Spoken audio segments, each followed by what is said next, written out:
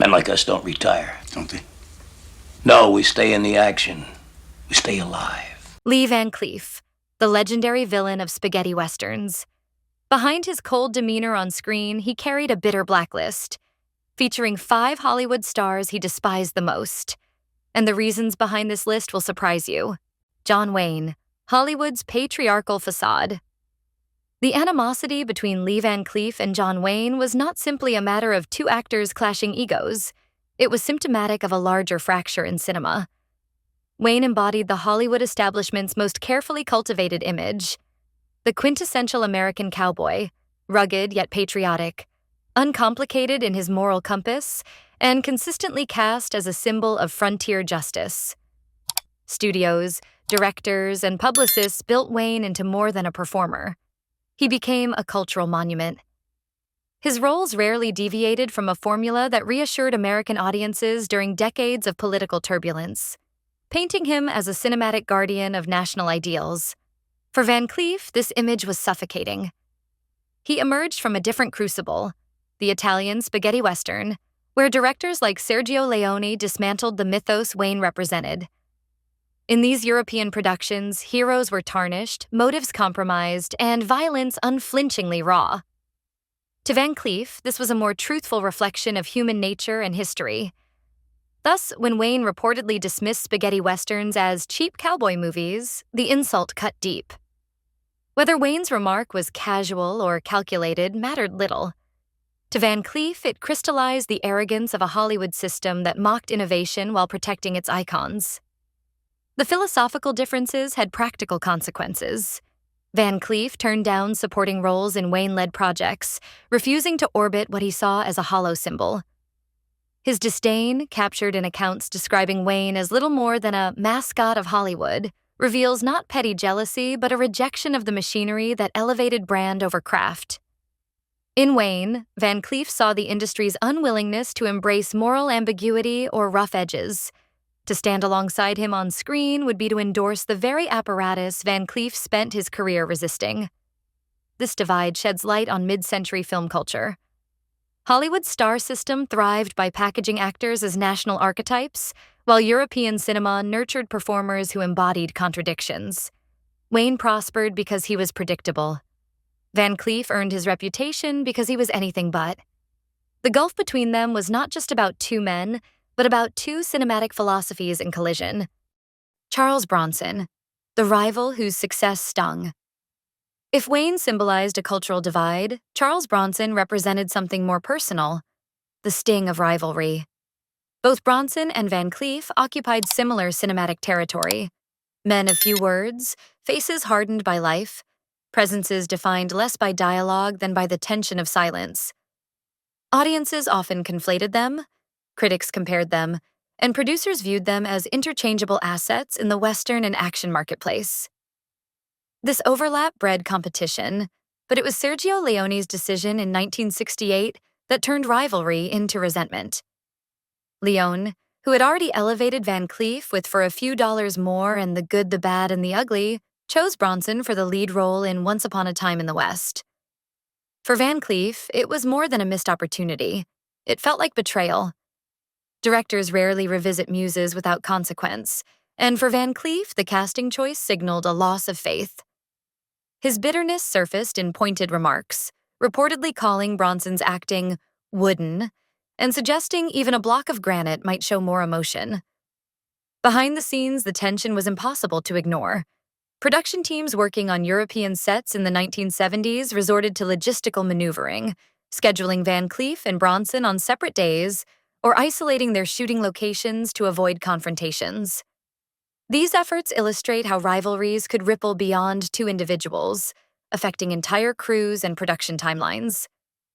To onlookers, these arrangements revealed an uncomfortable truth. Animosity could be just as disruptive as budget overruns or creative disputes. Yet the animus also exposes a deeper question about craft. Bronson's style leaned toward the elemental, a man carved out of stone, embodying inevitability more than complexity. His characters stood as forces of nature, resistant to change or psychological depth. Van Cleef, conversely, specialized in ambiguity. A glance, a pause, or the subtle tightening of his jaw conveyed more than pages of dialogue. His villains were not mere archetypes, but men shaped by contradictions.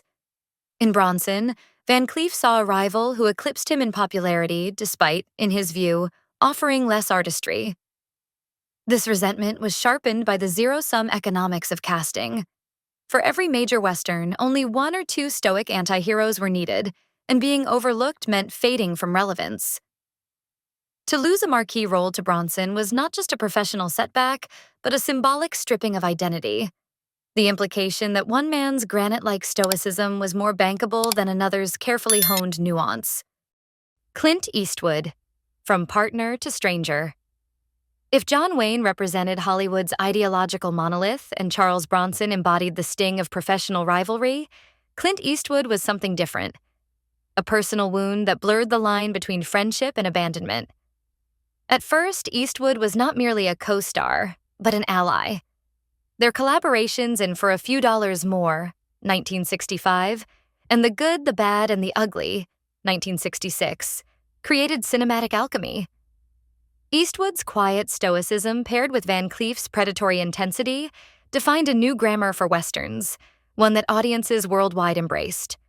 For a fleeting moment, Van Cleef had found not only a stage but also a partner in redefining the cowboy myth. But Hollywood has a way of elevating one man while leaving another behind. As Eastwood's career soared in America, transitioning from actor to acclaimed director, Van Cleef was left standing in the dust. The European stage that had offered him redemption after years of typecasting in small Hollywood roles no longer matched Eastwood's ambitions. By the early 1970s, Eastwood had become a transatlantic icon, carrying the spaghetti western aesthetic back into Hollywood and reshaping it on his own terms. Van Cleef, by contrast, remained tethered to European productions with shrinking budgets and limited reach. The fracture was not simply professional, it was personal. Van Cleef reportedly yearned to collaborate again, hoping Eastwood might extend an invitation to join him in his directorial ventures, such as High Plains Drifter, 1973, or Pale Rider, 1985. That call never came. To Van Cleef, this silence felt like betrayal. His bitter remark, "Clint has become Hollywood now. He traded dust and sweat for cameras and cocktails," is less a jab at Eastwood's artistry than a lament that a comrade in arms had crossed the very line Van Cleef spent his career resisting. Eastwood never acknowledged the rift publicly. Perhaps for him, the silence was indifference. Perhaps it was diplomacy. For Van Cleef, however, the absence spoke louder than any confrontation. The man with whom he had redefined a genre had chosen another path, leaving Van Cleef once again an outsider. Telly Savalas. A clash of temperaments. If Eastwood's estrangement wounded Van Cleef with quiet disappointment, Telly Savalas irritated him in the loudest way possible. Savalas, known for his larger-than-life persona both on and off-screen, was a man who thrived on attention. His booming laugh, theatrical presence, and flamboyant behavior made him a natural fit for television fame as Kojak. Yet, on a European set, where Van Cleef valued discipline and focus, Savalas's extroversion came across as recklessness. Their conflict crystallized during a production in Italy. Savalas, perhaps half in jest, reportedly mocked Van Cleef's signature expression, quipping that his entire craft consisted of squinting and standing still. The insult cut to the bone. For an actor who had fought his way out of Hollywood typecasting and built a second life in Europe through nuance and intensity, such a reduction was intolerable. Van Cleef did not argue or retaliate. He simply walked away, refusing to continue until production adjusted. After that day, his stance hardened.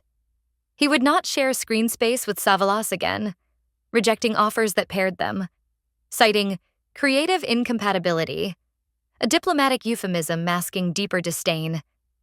For Van Cleef, Savalas represented everything he resisted in performance: noise over subtlety, flamboyance over restraint. Their divergence was not about talent, but about values. One sought to dominate the frame through volume, the other through presence. Inevitably, they could never coexist. Yul Brynner. the stage star who never belonged to the West. If Savalas was dismissed as too loud, Yul Brynner was, in Van Cleef's eyes, too theatrical. Brynner's reputation, anchored by The King and I on Broadway and reinforced by his star turn in The Magnificent Seven, 1960, was built on charisma, a commanding bald-headed silhouette and a voice that filled every space. Yet Van Cleef believed Westerns demanded something else: dust, scars, and authenticity drawn not from performance but from presence. To him, Brynner was a Broadway transplant masquerading as a cowboy. The tension deepened when Brynner reportedly dismissed Van Cleef as a second-rate gunman, a remark that may have been casual but struck at Van Cleef's most sensitive nerve. Having spent years clawing his way out of obscurity and typecasting, Van Cleef could not tolerate condescension from someone he believed embodied the very artificiality the genre should reject. At festivals and promotional events across Europe, the chill between them was palpable. Brynner's aloof demeanor reinforced Van Cleef's perception that he was little more than a star obsessed with image. By the mid-1980s, Van Cleef made his disdain public in a quieter way. When asked to name actors he respected, he deliberately omitted Brynner's name. It was not a theatrical feud, but a cold erasure, a symbolic denial of legitimacy. To Van Cleef, Brynner embodied the hollow stardom of Hollywood. Talent repackaged into iconography, detached from the grit that Westerns required. In Brynner's stylized grandeur, Van Cleef saw the opposite of his own ethos. While he built a career on weathered authenticity, Brynner seemed to glide through cinema untouched by dust or moral complexity. In truth, Lee Van Cleef's grudges were more than simple rivalries. They were markers of a man caught between two worlds. Hollywood never fully embraced him, while Europe briefly crowned him an unlikely leading man before the industry's attention moved elsewhere.